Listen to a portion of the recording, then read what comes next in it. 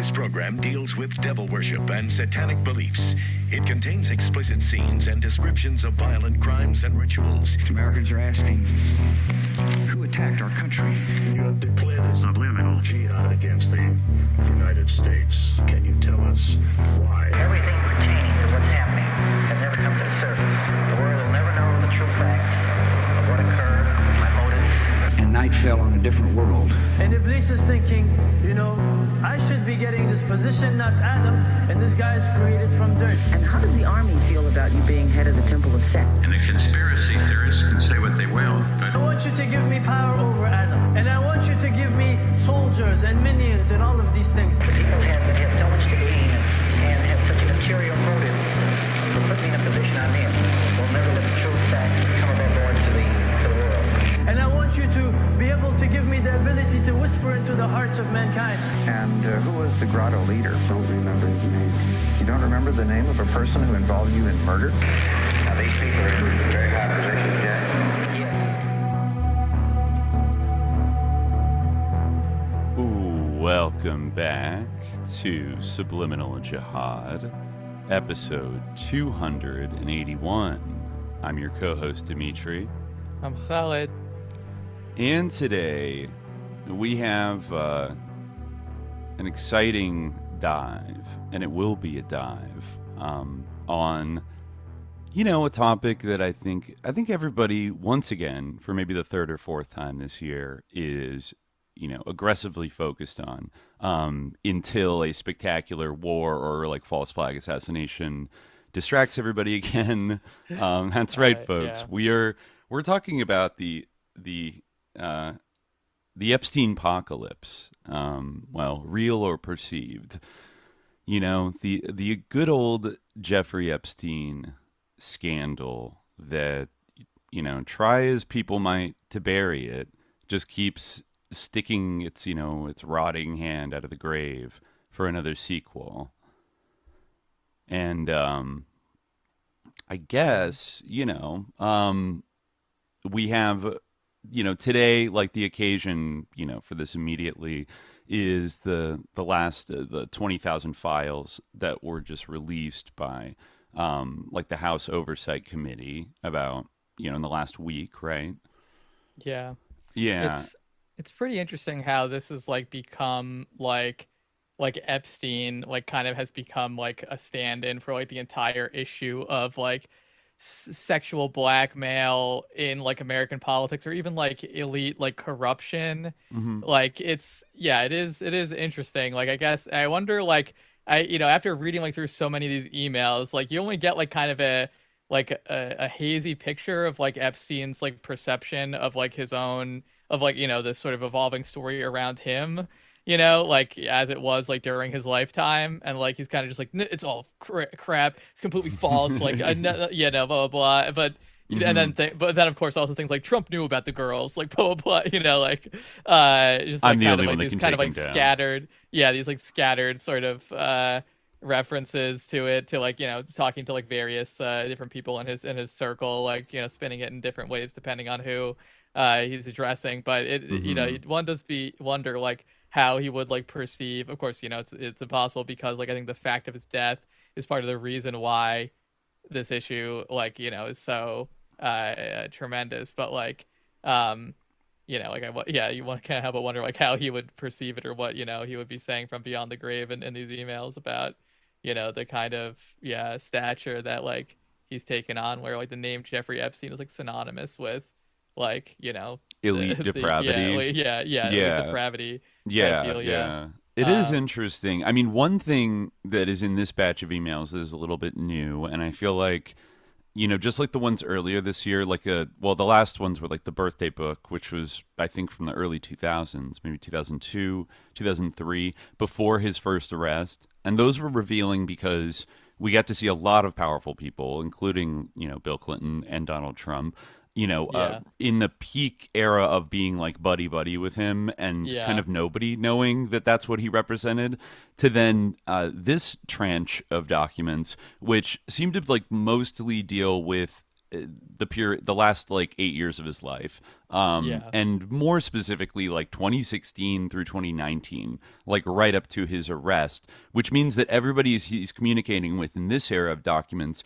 knows full well that he's gone to jail for being a pedophile and is still dealing with him. There's some things like it's basically the first like you said, like the last like 8 or 9 years before his death, and like you do kind of see like it's it's like it's a shame that you don't really see them in order, like they're not organized chronologically. It kind of jumps around a little bit, but in that like kind of like Memento-esque arrangement, you do like see this like story of like this network kind of starting to be like, oh shit, like I can't be like BFFs with this guy. And it certainly is interesting, like which people like hang on to Jeffrey Epstein for dear life for whatever reason. You know, like towards the end, it's kind of people who imagine that they can like in some way like leverage his insider status in some way to like get like a lot of it actually revolves around Trump and trying to bring down Trump, which Jeffrey Epstein for his part does seem to be I'm the only guy who took it down, like kind of dedicated to that mission in a way, which I wonder if that is kind of why now just today like Trump is signaling that like he's gonna approve like the release of all the other files because maybe he figures that it seems like Epstein didn't have like what actually would have been necessary, because it seems like he would have wanted to if he could have, but it might not be. It does. I think this latest batch does. It kind of complicates things vis-a-vis Trump in like an interesting way, because a lot of the emails referring to Trump do have that kind of flavor to them, and he does say a few times that like cryptic things about how I'm the only one that can like take him down. At the same time, then there's other times where he's kind of like being the people are soliciting advice from him, and he's just kind of giving like a sort of impersonal kind of thing of like, oh, Tillerson, good pick for Secretary of State, or something like that, or I don't know why he picked so and so. But the thing that really kind of complicates is that at least in this batch that we have, the person that he there's like tons of emails of him going back and forth with in like email threads up to literally the day of his arrest is Stephen K. Bannon. And that wasn't even like fully known so much. I feel like around 2019, around like the time that he was arrested and died, under very mysterious circumstances. But that is interesting because sometimes he is talking about Trump with Bannon in a way that makes it almost sound like Bannon is not exactly on Trump's team. There are actually some really like cocky comments by Steve Bannon that are, this is the period when he does get like fired from the Trump administration, right? After joining his campaign in 2016 and, kind of helping him get across the finish line. But, like Bannon, like, I mean, Trump pardoned him, correct? Right? After he was he was in prison for a while during the Biden years. And, I mean, if you listen to like the War Room, I feel, Bannon is still very much, he has his like own little position, so he doesn't automatically kind of agree with like every single thing Trump does. Like, for example, he has talked shit about Elon Musk and I think also Peter Thiel. Like, he's like, they're transhumanists. They're transhumanists, full stop. And like they're fucking. I told Trump he's got to get these motherfuckers out of there, or I'm going to get him out of there. Right. Like he's kind of pitched himself as like fighting this battle for like real like economic American populism against these techno-feudalists, I think he has called them, and transhumanists from Silicon Valley, which he but at the same time he's like collaborating with all these people. And I think it is weird for like Mr. MAGA himself, who, a lot of references in these emails, that Bannon mentions basically being in Europe a lot during these years. And there's like stuff that we didn't necessarily know before about, say, their activities in Slovakia, with their best friend Milo. We'll get to him later, but it took me a minute to like figure out who Milo was, because he's like referenced like I'm sorry, Miro. Not because otherwise I would have thought it's Milo Yiannopoulos. But no, it's exactly. Miro, which is Miroslav. Let me look at his name. This is the former foreign minister of Slovakia. who it seems like Bannon and Epstein had some kind of like pretty cozy relationship with. Miroslav Lajčák, who was a former foreign minister of Slovakia, and at Bannon, I think at one point says he's a Soros guy, only NGO experience or something like that. But yeah, there's like Bannon's like up to something. Like he references his cause at various times. At one point, he tells Epstein, quote, Barr, by which he means William Barr, he says, Barr, a disaster for the agenda. And it's like, okay. Yeah. Earlier in that email thread, which is interesting and I think vindicates us, going back to Contra 2, Smuggler's Blues, where Jeffrey Epstein says to Bannon, do you know Bill Barr, period? CIA, period. Right, yeah. Which, remember, there was that whistleblower, I think it was Terry, was it Terry Reid, who came out and was like, Tara Reid, is that what you mean? Yeah. Not Tara Reid. This was an Iran-Contra whistleblower who claimed that he was a pilot working at the Mina airport when Barry Seal was doing his cocaine trafficking. And remember, he said he specifically sat in on like a meeting with like Governor Bill Clinton, like maybe Felix Rodriguez, and a couple other very sus people. And he said like CIA agent Robert Johnson, who I later learned was William Barr, who then went on to be the Attorney General under George H.W. Bush, and I believe worked out pardoning or dropping charges against a bunch of the Iran-Contra conspirators. And then, just so happens to pop up in the Trump administration as, it's actually kind of a haunting line that Jeffrey Epstein says that, because who was Attorney General when Jeffrey Epstein dies in prison?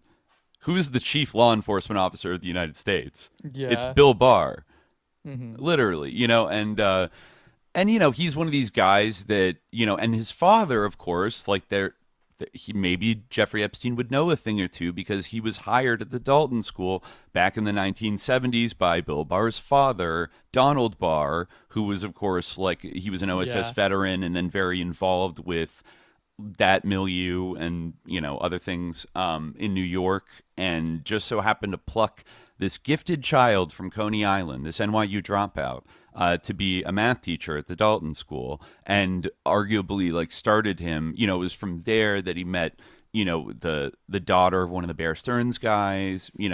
She went to Dalton, so he somehow met this guy and then got hired at Bear Stearns, and that's how he kind of got introduced to this whole world of high finance, diplomacy, and intelligence related criminality, money laundering, sex trafficking, etc. So, I think maybe he knew a thing or two, and maybe he was right, and then he ends up dying very weirdly in prison.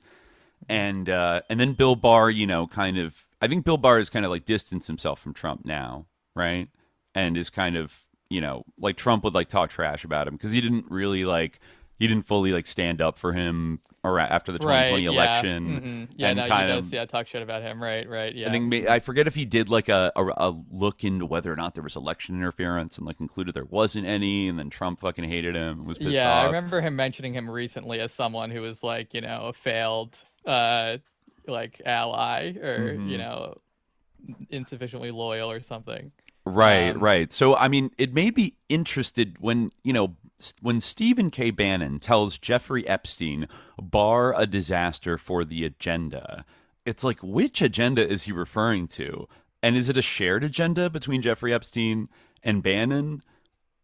Because you would think, Jeffrey Epstein, if you look at the plurality or the majority of the high flying, figures, at least in politics, he tended to hang out with Democrats. Now, crucially, these were he hung out with really centrist, neoliberal, third way Democrats, more than anybody. Yeah, it's a fairly eclectic group who are his close friends, and but certainly their politics, they I guess they find Trump gross, or they find absurd, or it just but. Not not in a way where it's really about politics. I think that almost the issue that comes with the most is like their money. Like they're afraid that like something is like, and that like you do see that about Obama as well in the recent emails that like go back to Obama's term. You see like the same kind of complaints about like Obama hurting our money. You know, people like Jess Staley and stuff like that. Like they're all like complaining about how Obama really wants to fight. He's crazy, and like Epstein's like, yeah, he's out of control. It's like kidding me, but yeah, so. It's definitely like it's not. It doesn't. They don't. You're right. They don't really seem to. They seem to be like the truest centrists in the world. Like they don't. These are really, radical. Like, they're radical centrists. They're truly radical centrists. Yeah. And in fact, yet, there's even one email where he proposes like a third party ticket, right? That's going to be like Biden Romney. Like Epstein writes like a long thing where he's like Biden Romney. It's a couple of different ones like Kasich and like someone else, like I forget who. Yeah, like it was basically just like this shitty like Democrat and like a shitty Republican. Bill Gates and Hulk Hogan or like stuff like that. Like, well, I did see somebody say, and I think this is like a valid point, that going through especially the stuff with like Larry Summers and some of these like big neoliberal like Harvard kind of hotshots and stuff, that it's like scary that like this is like the faction that has dominated the Democratic Party for like the last like 30 to 40 years. They're all here pretty much. Like so many of them are here. And like Kathy Rumler, I mean, I know she like that came out like a while ago, but she's like his best friend. Like it's crazy. Like they're like best friends. And Kathy, remind me who Kathy Rumler, what her career was. She was like the White House counsel to Barack Obama. Right. So that's like Barack Obama's chief lawyer, basically. My God. Yeah. And then she worked at Goldman Sachs, Naturally. Yeah. So it's like this pro Wall Street kind of internationalist capital, like neoliberal faction, the centrist faction that is so enamored with, and then you could add like the public intellectual kind of that like TED Talk era, like pop intellectual kind of person as well. We have Deepak Chopra popping up. We have through Larry Summers' wife, what was it, Eliza New, who was a English professor at Harvard. She was roping in all kinds of celebrities to do some kind of WGBH, but like Epstein. But they were like funded. all Epstein's friends. Like Woody Allen was going to do it. Bill Clinton, because he was Epstein's friend. Like, in theory, like they were going to get all these people to like read like famous American poems. Like, for some like PBS type of thing. Yeah, they were gonna get Lena Dunham, Woody Allen. Yeah, what was Lena Dunham's connection to Epstein? Because it's weird that like her name like came up. Like, what's going on there? Yeah, I mean, it was just one hit, but she was allegedly going to be recruited for this reading poetry series. I mean, there were some people that I would almost hesitate to like. There was like Nas was on there, and I'm like, but I guess Nas has like hung out with like Diddy and stuff, like low key. It's not like. He seems like not, as compromised as maybe a lot of other celebrities, but, it's, somebody in the chat says that Lena Dunham's dad probably knew Jeffrey Epstein. Her parents were artists who lived in Tribeca, so, like, it seems like everyone of, like, note in New York. Yeah, she definitely was a Nepo baby, and it seems like a lot of, like, movers and shakers. I mean, that's one thing that Epstein says about Trump. Like, he says, like, people don't know how dirty Donald was. Like, I do. Like, if you aren't in New York finance, like, you have no idea. Mm-hmm. Like, but yeah, he makes some interesting allusions to like money laundering and how Trump's business is basically like money, using his name brand to slap it on properties that then other people put up the money for, which is probably money laundering, and selling condos. I mean, we've strafed through a lot of this shit. Even though, I was reflecting, like, I think when we were like planning this up last week, of like, have we ever done like just like a solely Epstein themed episode? And I was thinking, I was like, I think we haven't, but we've probably done one. Well, and even Jimmy, that was kind of about Jack Sarfati and Walter Breen and the Columbia like gifted children. Well, I feel like our podcast is like a graduate seminar in in Epstein having studies, Epstein brain, and like you kind of it's sort of we sort of take for granted that like people listening to this like know the broad strokes or like keep up with the Epstein story. And so, but I feel like we've probably done like 30 or 40 episodes that relate in some way. Like Epstein becomes involved in what we're talking about at some point. And, you know, I think we've always tried to stay on the bleeding edge of this because for the last 5 years, you know, I know now it really feels like all the normies like talk about it, like, you know, across the political spectrum. And it's not a niche thing anymore. Like I remember reading about it in 2014, and it was relegated to like British tabloids who were trying to use it to kind of embarrass Prince Andrew, and totally blacked out in the U.S. press. Like, you can really see like how it evolves. Like it's crazy. Like, you know, Epstein's friends were like sending him these articles to try to like cheer him up, and like there's like some like articles like, I think this is all gonna blow over, like Ghislaine will bounce back, you know, just like Martha Stewart, you know. It's like, I think her good friendship with Bill Clinton will like, you know, make sure she like, you know, sees this through. And it's like, all right, that was like kind of the tone at the time, though. He was very aware. One thing you do get is that, you know, you're asking in the beginning, like, I wonder what Epstein would think about this discourse. And like once the kind of Me Too stuff started around 2018 and then 2019 when Julie K. Brown started to come out in the Miami Herald with like the big stories, like they were sending, like his friends were sending him news clippings of like everything that discussed Epstein in like a critical way. And in some cases they're kind of like strategizing like, okay, how do we like deal with this? Like, you know, and they generally do have a fairly optimistic thing. Like even Bannon has a pretty, I think, you know, he was making a documentary allegedly about Epstein that has never been released, but I have to imagine that part of the pitch to Epstein was this is going to like show you in a new light and help maybe rehabilitate you. I think there was a Michael Wolff too, like kind of. Michael Wolff was like really close with him. It's at a certain point. It seems like I gotta say, because I've been watching his like Daily Beast podcast where he's been giving almost daily updates about, you know, the revelations on Epstein and everything. But like, it did the vibe in this latest batch of like seeing him kind of in that world. You know, maybe it's just a high level journalist thing, but you get a feeling of like coziness that makes me a little bit fucking in like fact, uneasy. Did Michael Wolff had like some kind of sex scandal of his own? Like, because it almost seemed like that at some point where they were like commiserating over being like canceled. Like, you know, when like he was like they were going like, oh, it's crazy. Like they're coming out, you know, this latest Woody article has like Michael Wolff like wrote like this latest Woody article has me worried. You know, like it seems like Ronan really wants to destroy him. And, they were mad at Ronan, you know, like Ronan stuff like Farrow. that. You know, like and. He like went off on a list of like certain people that he was like worried about, like Andrew Sulzberger was from the New York Times family. Maybe that was who he was talking about. Could be, they have it out for him for some reason. Or like, well, it seemed like a list of people who were like next up to bat to get like quote unquote whacked, which is the term they use for being Me Too'd, I guess. Yes.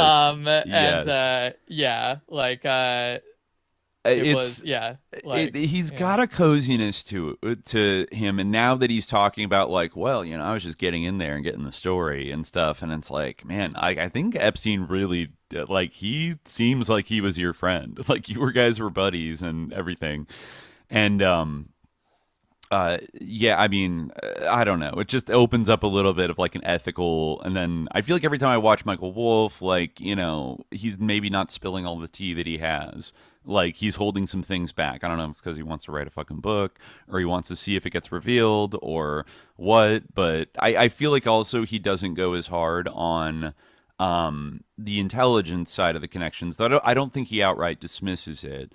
That's another thing that has like gradually shifted. I mean, it was only a few months ago that I feel like Ezra Klein, the great, you know, New York Times podcaster, he said that, you know, in his personal opinion, talking to people, he thought that, you know, Jeffrey Epstein was like, you know, a pedophile and blah, blah, blah. And then he was friends at least for rich people. And he, in his opinion, he thought he kept these worlds mostly separate. And then like all this shit comes out and it's like, what the fuck? Like, I don't know why people are making takes like that in 2025, but, you know, I think they are on the losing side of this battle to, like, say that he was, like, just a rich sicko or, you know, he was just a perv. And, like, he seemed cool and he tricked all these rich people who didn't know. Like, all those things are getting disproven by these emails. And now you do have an emerging bipartisan kind of conviction that is being spoken more openly than, in the mainstream than ever before, that he had to be involved in some kind of intelligence activity and be like protected. Like, it's too fucking obvious. Though the newest thing I'm just to talk about maybe subtle shit coding for a second. Oh, just to clarify, this is who Michael Wolff said was on the horizon. He says, my buddy Lauren Stein, who runs the Paris Review. The Paris Review, for God's sake, just went down. The 80-year-old father of my friend Rachel Horovitz, the playwright Israel Horovitz, whacked. Big names on the horizon. Michael Douglas, Larry Gagosian, and still my favorite, Arthur Sulzberger. So yeah, I guess he was chairman of the New York Times. He's from the Sulzberger family. Right. But I don't know if Gagosian ever got whacked, but yeah, exactly. I don't think that Sulzberger ever got whacked either, did he? No. So it seems like so there's some new revelations maybe in these emails. Like, right. Seems like Michael Wolff maybe knew something about that, but yeah. The Me Too kind of but I was just gonna say, in terms of like, to speak about maybe like the subtle shit coding, because I feel like anybody that wants to spin this and like minimize it has to adopt like ever more like Byzantine like tortured tactics to like do so, or kind of like distract from which I think in something this salacious like is it's definitely doable to kind of like just make people throw people's perception off and like distract them from maybe like what are the most pertinent things. So like one thing that I'm seeing that I would certainly caution anybody against like falling into this line of thinking is saying that like these emails show how dumb he is, and like he's so dumb. I saw at least one journalist say it proves that he's so dumb that he couldn't be an intelligence asset or running a blackmail ring because he's too much of an what idiot. They're talking about. Yeah, I saw that too. I don't even understand like what they're talking about when they say that he's dumb. I would say that like he doesn't have great grammar in his emails. Right. If that is like an indication of being dumb, like like a lot of like older people like type that way on the computer. Y'all like, ever texted with a boomer? They do this. Like we've said this before, but like I think that like people like need to like get rid of this framework that is like all based on like condescension and like sneering over like intelligence about like people who I don't know. It's bizarre. Like it's a bizarre like attachment to like feeling like intellectually superior, and like I don't like also like. I think, like, in that particular case, the sort of a statement that I'm thinking of is that he's too stupid to have been an intelligence asset. Or maybe they said, like, agent or whatever. It's like, well, agent or not, like, certainly, like, an asset. Like, and an asset doesn't have to be, like, intelligent at all. Neither does an agent, really. There's various skills that, like, are the point here. It's just, like, a ridiculous statement. And it drives me crazy, and I know this is almost probably, like, somewhat by design, but, like, when people, they mix up the terms, like, asset, agent, officer, when they're talking about CIA people.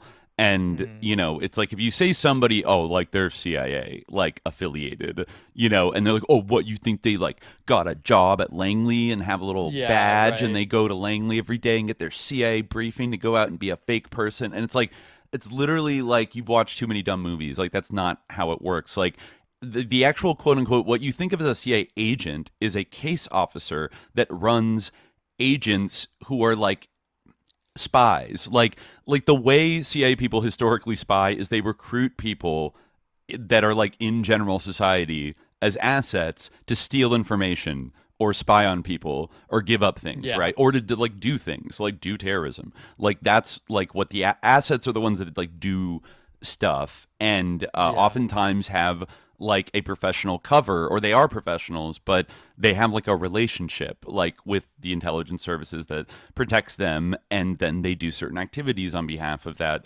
intelligence service or several intelligence services. Like if you look at Robert Maxwell, like he's a guy who had relationships with a lot of different intelligence agencies, was probably primarily a Mossad agent, but like we've talked about so many people that fit this bill, like, Bruce Rappaport in Contra 8, who there are connections. You could draw connections between kind of the Rappaport world and the Epstein world. I tried to look for evidence in these emails. There's no mention of Bruce Rappaport. I mean, he died years ago, but there are a few interesting mentions of Mark Rich, who was closely connected to Rappaport and who Epstein certainly seems to be like aware of. And I think at one point, Tom Pritzker, the chair of Hyatt, forwards this kind of theory that he read in an Israeli article somewhere, and he says not sure if this is true or not, but he was like, what do you think about this idea that the reason that James Comey rat fucked Hillary in 2016 and reopened the emails was because Comey was an investigator in the Justice Department or whatever. Yeah, he said he read it in the Israeli press, right? Yeah. Mm-hmm. That basically when the Israelis put a lot of pressure on Bill Clinton at the end of his term to pardon Mark Rich because they said he had done really valuable work for the Mossad, which is true. Mm-hmm. And so then Bill Clinton, pardoned him, but James Comey had been working for years on taking down Mark Rich, and he held a grudge about it for years. So then when he was finally FBI director and was in a position to fuck the Clintons, he took a shot and he did it, and he's like, no idea if this is true, but I think Tom Pritzker, and who is the first cousin of our favorite big boy governor and probably presidential candidate in 2028, J.B. Pritzker, as outlined in our Contra 7 episodes. That's these guys are both tied to that broader international money laundering thing that also has very close ties with Israel. And you could argue maybe organized crime, but also very plugged in with the elite kind of class in general, across all sectors almost. For access to the full-length episode, subscribe to the Hour of Frequency at patreon.com/subliminaljihad.